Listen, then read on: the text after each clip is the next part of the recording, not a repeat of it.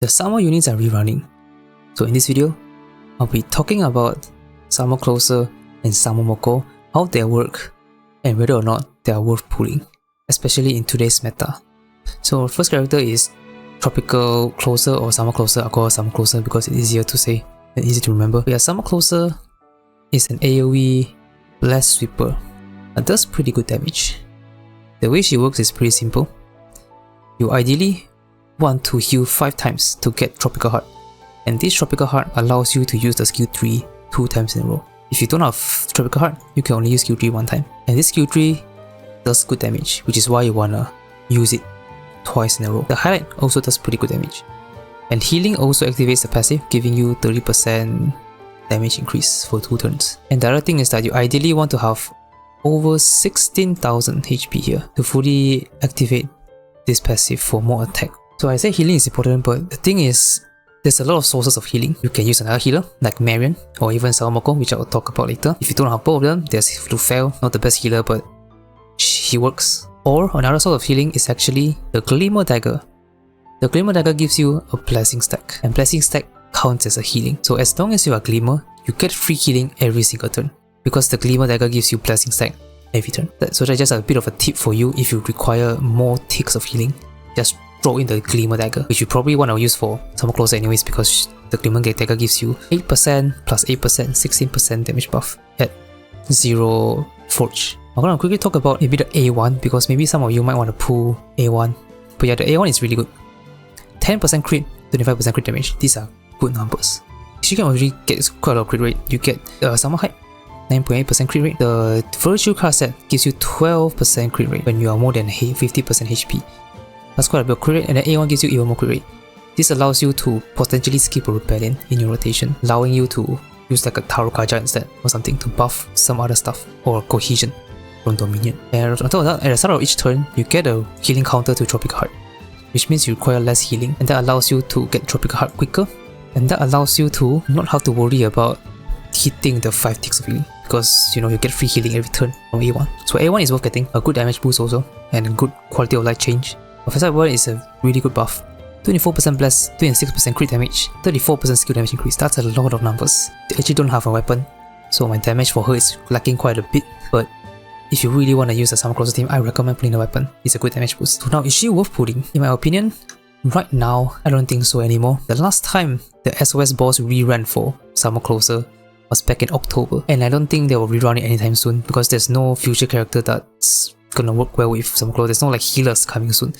So I don't think they're gonna run SOS for Summer Closer, so you don't have to worry about not having the character for SOS. As for Guild Boss, Nidogger, you can use Haru, you can use Sweeper Twins also. So truth is, you don't need Summer Closer anymore. So I suggest you to just skip. Unless you like her, pull for her if you want. But if you are talking about meta, it's fine to skip her now. I don't think she's gonna bring much value to your account. I'm not saying that she's bad, her damage is pretty good, but there's just multiple options right now that can do pretty much as good as her, or even better. Moving on to Summer Moko. Summer Moko is a good character, probably the best healer, one of the best healers in the game. When I say healer, I don't mean as purely healing. She actually lacks like healing capabilities. If you want to sustain the team, you want to survive, she's not actually the best option. Cherish and RERUN, I would argue, are better. A1 Twins is also better than Summer Moko in terms of keeping your team alive. If you want to pull her, you probably want to pull her because of what she provides to your team, to your account. And she does quite a number of things. First, of course, she heals. Her healing is not good, but if it's a boss that doesn't do that much damage, it works just fine.